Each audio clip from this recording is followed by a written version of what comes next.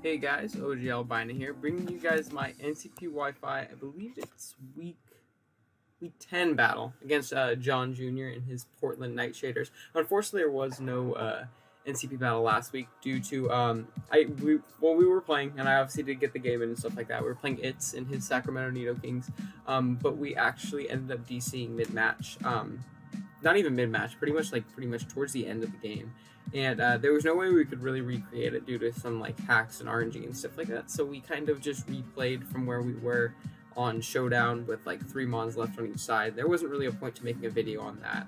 It wouldn't have been very interesting in all honesty. It was about 8 turns until the game was done when we played on Showdown. So it would have just been me explaining what happened up to that point and then showing you guys the 8 turns and it being done. But we did actually end up winning that game 2-0, which was really, really nice. Floral just picked up 3 kills, Staraptor picked up a couple, and I believe Keldeo picked up 1. We ended up winning 2-0, which is very, very nice.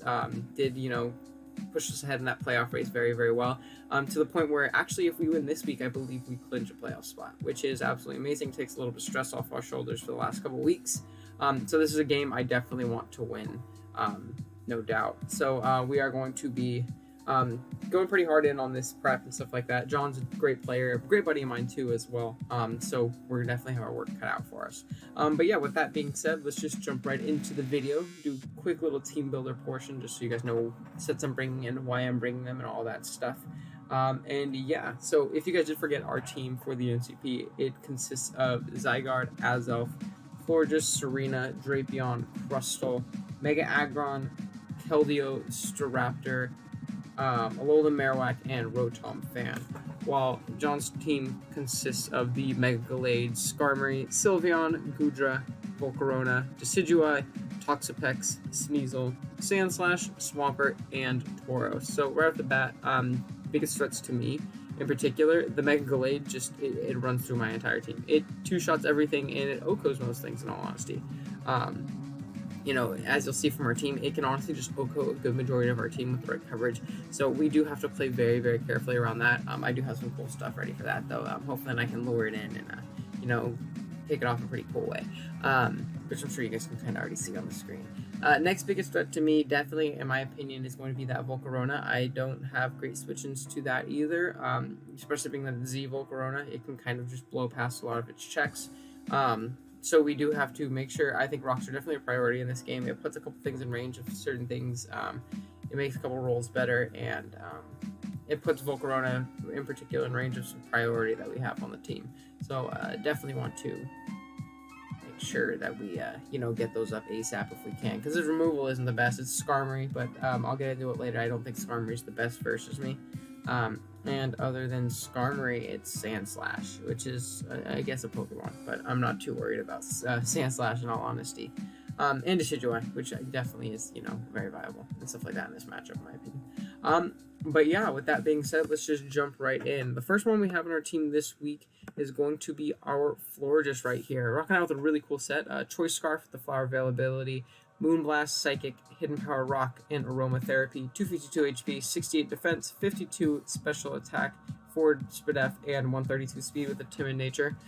So this is going to be our Gallade check. We can live a Poison Jab after rocks with max HP and 68 defense. We can always live that. But the goal of this set is to lure the Gallade into thinking, oh, I can 2-hit KO this thing easy. Honestly, if we switch into like a Zen Headbutt, we get 2-hit KO by Zen Headbutt. So that's him just thinking, oh, I don't even need to risk him being Kabia, and I can just click Zen Headbutt again and knock us out. So my goal is to lure this thing if at all possible. So we are with Moonblast. It's not a KO, and it's not a KO after rocks. I believe after 2 rock switch-ins, we can KO. But we do a huge chunk to the point where like I said, we have some priority in the back. We can always pick it off with that. And we have our Azelf on the team this week as well, which is faster, which we can potentially revenge it with if we get some chip. So I'm hoping this Florges does put in work. He does have a whole Toxapex right there. That's why we are running Psychic. It's not doing too much, but in like a one-on-one situation, we can, and it's weakened a little bit, we can potentially, do some work, or if we can catch it on a switch and it's a little weakened. Just nice to have something to hit it in general, basically. Hidden Power Rock, so that we're not complete setup fodder for the Volcarona. If we can catch that thing coming in as well, we KO that thing after rocks with with the hidden power rock. And aromatherapy is just it's just nice as a last ditch if we need to like heal a burn on one of our mons, like spoilers, we have a Zygarde in the back as well. If that gets burned by like a Sugar Toxapex's scald or something like that, we can throw up an aromatherapy and get rid of that and stuff like that, or just toxics and stuff like that in general. Excuse me. But yeah, really cool set. I'm really excited to bring this. I'm really hoping it can do work. Next up, we do have our Zygarde rocking out with a choice band or breakability, 1,000 arrows, extreme speed, crunch, and outrage, 12 attack, 12 HP, 252 attack, and 244 speed with a jolly nature. So this guy Zygarde does really well versus his team. In all honesty, he lacks switch-ins to it.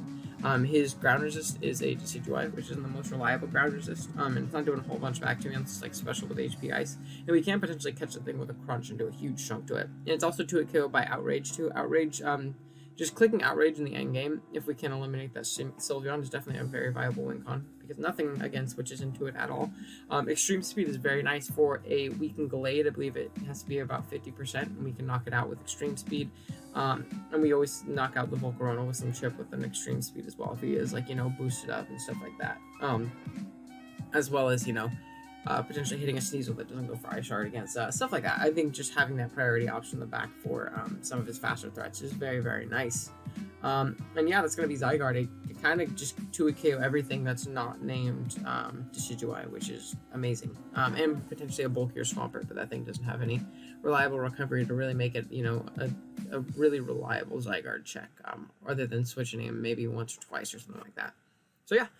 Next up, we have arguably our win con this week, which is going to be our Azelf. Rocking out with the Fairy MZ, Levitate, Nasty Plot, Size Shock, Dazzling Gleam, and Thunderbolt. 4 HP, 60 defense, 188 special attack, 4 defense, and 252 speed with a timid nature. So, it's hard. Now, this is an amazing win con this week. If you just look at the coverage that this thing has, it blows through absolutely everything on his team. Psyshock is just a great neutral hit for things like the Sylveon and the Goodra. Fun fact, +2 Psyshock actually does way more than a +2 Dazzling Gleam would do to a Goodra, so that's very nice. We can actually potentially knock that thing out after rocks with a +2 Psyshock, and not do that with a Fairy, with a Dazzling Gleam. But the 60 defense EVs allow us to always live an unboosted Sneasel knockoff after rock, which is great. We are speed tie-in, so we can potentially win that speed tie if he's not Scarf and knock him out with a D-Gleam. After rocks, and +2 D-Gleam always knocks it out for sure. But just having that option, if we are at full, we can always live a knockoff from that Sneasel, which is great, as long as it's not like Life Orb, Extra Belt. This is going to be video full with yawns, my bad. But yeah, and then we have Z-Gleam knocks out pretty much all Gallades. He'd have to be like super, super bulky to even live it, and even then it does a huge chunk. And again, we have priority in the back. So that's a great thing to have just for that, because it is one of our few mons on our team that can actually outspeed Gallade.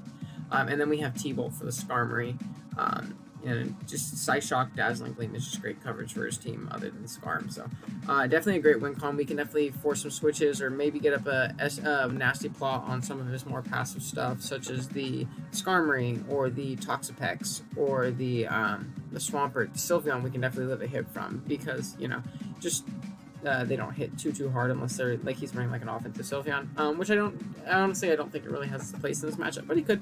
But yeah, it's going to be Azelf. And then our fourth member on the team is going to be our Alolan Marowak, rocking out with Thick Club, Rock Hit ability, Stealth Rock, Shadow Bone, Earthquake, and Flareless. 252 HP, 92 attack, 4 defense, 100 Spadef, and 60 speed with a careful nature. So this Marowak is going to be our Volcarona check. We're never 2-hit KO by HP ground before rocks, and also unboosted. So it's not the best check in the world, but we can pretty much always live one hit from this thing and absolutely nuke it with Flare Blitz. Even if we're not max invested, 92 is definitely enough to just absolutely put that thing down in the dirt and then not have to take recoil, because the rock hit is very nice. It's also our stealth rocker. Can get him up pretty reliably, and like I said, his removal doesn't appreciate Marowak at all. The Sand Slash can actually, add speed and potentially revenge us and stuff like that if that comes, but again, I'm not too worried about that. and the Decidueye is hard pressed to defog in our face, because if we decide to just Flare Blitz that thing, it's gone, and then he doesn't have a Zygarde resist anymore. And the Skarmory, same thing, it doesn't really do too much to us, and we can throw off a huge Flare Blitz and always 2-hit KO that thing. So yeah, that is going to be the Marowak. Oh, and the 60 speed EVs, totally forgot that part. 60 speed allows us to actually creep a minus speed Swampert that still has 31 IV, so if he's running like Mixed Pert with like Scald and Earthquake, or something like that, we can outspeed just no speed with a minus nature Swampert, which could be useful. I didn't really see too much need for any more attacks, so I figured might as well throw that creep in there. So yeah, that's going to be Marowak, very important member this week. Fifth member of the team is going to be our Keldeo, rocking out the leftovers, Substitute, Calm Mind, Secret Sword, and Scald. 84 HP, 228 attack, and 196 speed with a timid nature. So this Keldeo is here just to be very annoying. It's here to take advantage of the Toxapex. We can sub down on the thing pretty much always.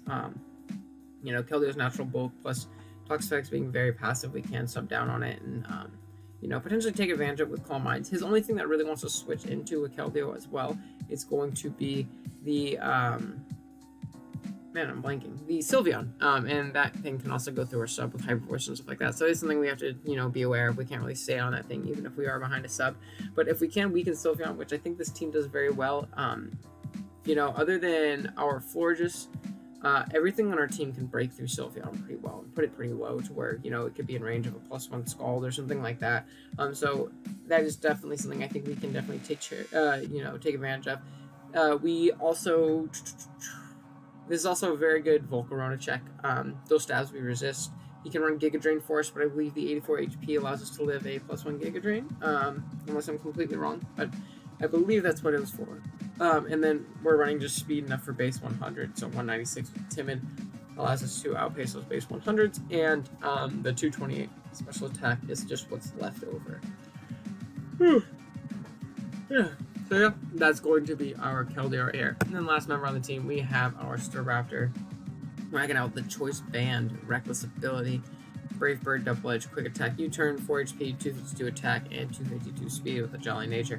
So he really doesn't switch into Staraptor at all, other than the obvious Skarmory. But I think, honestly, I'm okay with Skarmory coming. I think I take advantage of it really, really well.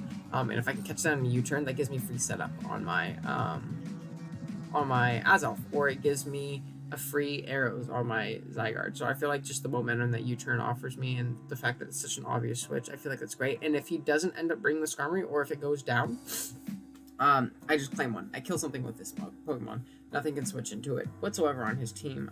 He just sacks to it. So definitely think Staraptor is going to be good. It's just an early game breaker, grabbing me a little bit of momentum for my threats like Zygarde and Azelf in the back. So yeah, that's going to be the team. Let's jump right into the battle.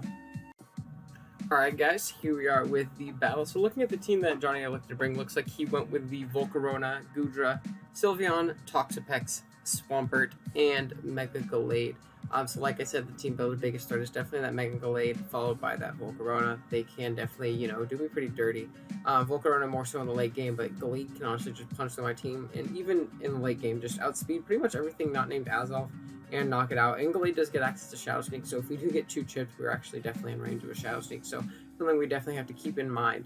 2 things I noticed, though, that he did not bring. I see why he didn't bring them, but very nice for me, nonetheless, is going to be the Skarmory and the Sneasel. Just not having that Sneasel there for the priority options in Ice Shard for my Staraptor and my Zygarde, and then knockoff for my Azelf and my Marowak. It just makes it a lot easier. We don't have to worry about that. We don't have to switch in our Florges on it and lose our Scarf and kind of lose our Gallade lore in a sense. But yeah, so being that I did not see a Skarmory on his team, I figured leading off with our Banded Staraptor was my best bet. It kind of bluffs the Scarf in a way too, to where even if he leads off with Gallade, I don't think turn 1 he risks me being Scarf and going straight for a Brave Bird and knocking him out. So I'm just going to lead this off, and I'm going to click Brave Bird, I believe. So let's see. Yeah, I'm going to lead off with my Staraptor for sure, though. I don't remember if I clicked Brave Bird or Double Edge, but we will see. Regardless, I think it's definitely my best lead, being that he just doesn't have a switch into it. Everything gets 2-hit KO'd, even the Toxapex, even the Swampert. So yeah, he's going to lead off with his Volcarona, as I'm going to lead off with my Staraptor. Now this is a speed type, potentially, if he is max speed. He could also definitely fear me being Scarfed, like I said before, so I don't think he's going to stay in whatsoever, as he does end up pulling the switch out into his Swampert. You know, hoping he could take 2, I'm assuming, as I do just go straight for the Brave Bird. It is unresisted on his team. He has nothing to switch into it, in all honesty. As we're going to see, this does 90% to a Swampert, which is pretty crazy. Swampert's a bulky Pokemon, and the fact that we did that much to it with a banded Brave Bird. Staraptor's been a pleasant surprise for me this season. I've absolutely loved using it, a lot more than I thought I would. As right here, he's going to go for the Protect, just getting a little lefties back, I guess. Maybe, you know, taking a Brave Bird PP off, which doesn't really matter because he's definitely in range of another Brave Bird.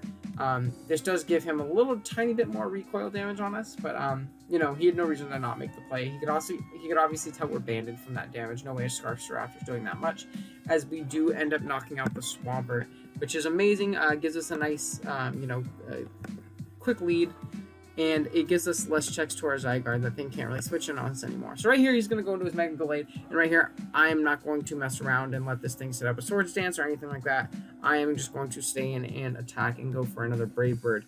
As right here, you're going to see he's going to Mega Evolve, and right here, he's just going to click the Zen Headbutt, which is definitely scary. You know, I mean, definitely sucks because it is going to knock out our Staraptor. No way we're reliving that hit.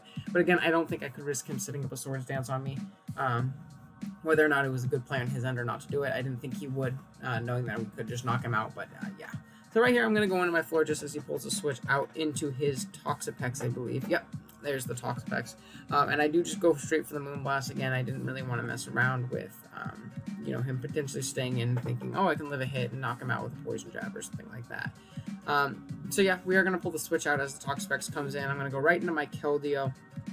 As I believe this Toxapex goes for... Oh, no, he doubles out. He doubles out straight into his Volcarona. So I don't know exactly what he was expecting to come in. Potentially the... Yeah, honestly, I don't know what he's expecting to come in right there. But I am going to pull a switch out just to scout for the Giga Drain. And it also covered a double into the Sylveon, which I figured it was a likely switch of him to go to Sylveon. So right here, we are going to get in our Alolan Marowak pretty much for free. As right here, he's going to go for the Reflect. Which is a pretty cool tech, because it makes, you know, our Marowak a lot less threatening, our Zygarde a lot less threatening. As I am just going to like to get at my Stealth Rocks this turn, because this thing can't really touch me or do a lot of damage to me. I believe he gets access to Shadow Ball, but I don't think he has the move slots to run that this week. Especially if it is a more bulky set, which he likely is, being that he showed us Reflect. Right here, he's going to throw up a Wish or throw up a Flare Blitz. There's no reason for me not to. No recoil or anything like that. I know we can probably just heal it back up, but if we can just stall out Reflect turns, we're gonna, you know, pretty much claim one with our Marowak right here. But right here, he's gonna switch out, and I'm gonna go for the Shadow Bone, expecting him to go into a Resist, so I can potentially get a Defense drop or something like that. As he goes into his Goodra right here, and you're gonna see the Shadow Bone still does a pretty decent chunk, even through Reflect. Without Reflect, it was definitely 2-hit KOing. But right here, he's going to heal back completely up to full. And we don't get the defense drop, unfortunately. So I'm going to pull the switch out of my Marowak right here into my Keldeo. I can let anyone hit that this thing wants to go for. As right here, he goes for the Substitute. So it's a Sub-Goodra, Sub-Lefties, as we saw earlier that he was Lefties after the, you know, the Rock Switch and stuff like that. And he gets a little bit back. Right here, I can just go for the Secret Sword, though I always break this thing Sub. Goodra's regular defense isn't very good compared to its special defense, so I believe Secret Sword is always a 2-hit KO. As he goes for the Draco and he misses, which sucks because that would have been great chip on my Keldeo. Keldeo definitely wouldn't have been as useful for sure. As a Reflect does wear off right here, and he is going to pull the switch out into his Toxapex right here, which I'm completely fine with. It's going to eat up this Secret Sword like it's absolutely nothing. But you know, this is prime setup fodder for my Toxapex and all. For my Keldeo, in all honesty. So right here, I am going to just sub down, as I believe he actually ends up going for the Gunk Shot. So that actually can break my sub. That's regardless of Pex's, you know, pretty meager attacking stats. Gunk Shot is pretty high base power, so it always broke my sub. Crit didn't matter there at all. I definitely broke my sub no matter what, unless I was like max bulk. So right here, we are going to get a little lefties back. And right here, I'm going to go for Scald, expecting him to want to switch out and not play with Gunk Shot missing. I figured a switch into Sylveon was likely on, him thinking I was going to sub again. And after Rocks, it is a potential roll to 2-hit KO him from the range he's at. So I am going to throw off the Scald as we do get that play correct, as we do get him down pretty low, and we get the burn, which is amazing for us because I believe he was potentially out of range of a second Scald after lefties if he did not, if we didn't get that burn. And the fact he also could have protected up, but we're actually just neutralizing his lefty, so there's no point of him protecting at this point. He's going to be at that range no matter what. And we're going to throw off a second Scald, hoping we get the potential roll depending on his investment, as we do, and we knock out the Sylveon, which is great for our Keldeo in the late game as well, because now he doesn't have that, just great initial response to it. Everything else in his team doesn't want to take a hit from Keldeo at all. So right here, he's going to go into his Mega Gallade, as I believe I'm going to pull the switch out. I don't want to, take a hit from this thing. I still do have my floor just in the back at full. And I can take any one hit from this thing, as he ends up going for the Swords Dance, which is very scary if I am not a Scarf Florist, because he can definitely knock me out no matter what with +2 anything. And right here, I'm going to go straight for the Moonblast as we reveal the Scarf and we outspeed it. So it does end up working out. We do get a huge chunk on this thing. Like I said, we didn't end up knocking out. As he goes for the Zen Headbutt and he misses, which sucks because we definitely would have died in that. We definitely would have went down. But now we still have a full health Florist, and while we would have been able to revenge it in the back because we still had our Zygarde's extreme speed, that does suck because now he's basically has a useless Glade. He can still survive another Rock Switch in, but he can't really do much other than that. He can't really set up on anything anymore, and he is just, easily revenged by our Azelf or our Zygarde, something like that. So he's going to switch out into his Toxapex as I Moonblast. I wanted to double, but I figured he might just want to sack it off, so I didn't want to, take that chance and lose something to it. As right here, he is going to pull switch out into his Mega Gallade on my Keldeo. So right here, I figure I might as well switch into my Florist. Again, I can live any one hit from it whatsoever. It doesn't really matter what he goes for, even if he does have the Poison Jab. Again, there's no rocks up and we definitely live, barring a crit or something like that. As he goes for the Zen Headbutt and he misses again. So that's more damage that he was not able to get off on our Florist. Getting a huge chunk. I would have definitely, done 150% to us.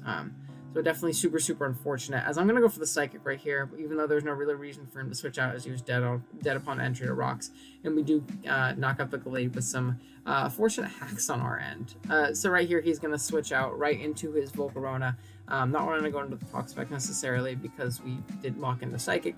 Plus right here, I'm just going to pull the safe switch out into my Alola Marowak, as it is a pretty free switch in. I am still completely at full, and I don't want to allow that thing to set up, past +1 on my floor, just because it definitely can. So right here, he is going to go for the Quivergans, and then he goes for the sub right here. I believe I go just for the Shadow Bone because it knocked out the Volcarona from the range it was at. It hit the Goodra and it also hit the Toxapex. So right here, I just go straight for the Shadow Bone as he goes for the sub. And then he goes for the Roost right here, and I believe I go for another Shadow Bone right here because I believe it was still potentially in range, and I wasn't too worried about this thing because from the moveset, I don't think he really has coverage to hit me. If he did, I believe he probably would have won for it. So I do go for the Shadow Bone, and it is enough to knock out this Volcarona, which is great because this game's looking all but sealed now as he goes into his Toxapex and he takes a little bit of Rock Chip. And expecting this thing to be shook up, being he hasn't shown any Black Sludge recovery, I go for the Earthquake just to pop it for my Zygarde because my Zygarde can kind of just win at this point. He doesn't really have anything to stop it, so I am going to pop the Sugar Berry on the Toxapex as he goes just straight for the Scald. I don't remember if he gets the burn here or not, I'm going to be honest. It doesn't do too much, being that we are a pretty fat Spadef and Marowak. He doesn't get the burn, which is great, because we can just throw off another Earthquake, and we can knock out this Toxapex. So, despite being a more, fat set, our Marowak is putting in a ton of work, as it has every week that we've brought it. Actually, that's another mod I've been very pleasantly surprised with this season. Just how naturally bulky Marowak is and how hard it still hits as long as it has this big club, even if you're not really heavily invested. And right here, he's going to go into his Goodra and go straight for the Draco Meteor. I actually can live a Draco from this range, unless he's like, a super like strong boosting item or something like that, as I do end up living on a pretty low amount right here in his special attack drops. And I'm going to go for the Shadow Bone, bring him down pretty low. I believe he can still potentially get a sub up, but at this point it doesn't matter because he has -2 special attack in an attempt to save some differential. I'm going to go straight into my Florist. Even if he goes for Sludge Wave, it doesn't really matter because, one, it definitely won't knock me out. I don't even think it'll 2-hit KO me at this point. based on this damage right here. Let's see. Oh yeah, we absolutely eat it. That was probably like a 5-hit KO or something like that. And we obviously do outspeed with our Scarf in the next turn. So yeah, that is going to be a good game. We end up picking up the win here, 5-0 over Johnny. Good game to him. Definitely some super unfortunate hacks. I think the game would have been much different if we didn't get those, those 2 Zen headbutt misses were definitely pretty huge in my opinion. Not having the Fortress in the back would have made that game a lot tougher for me to play.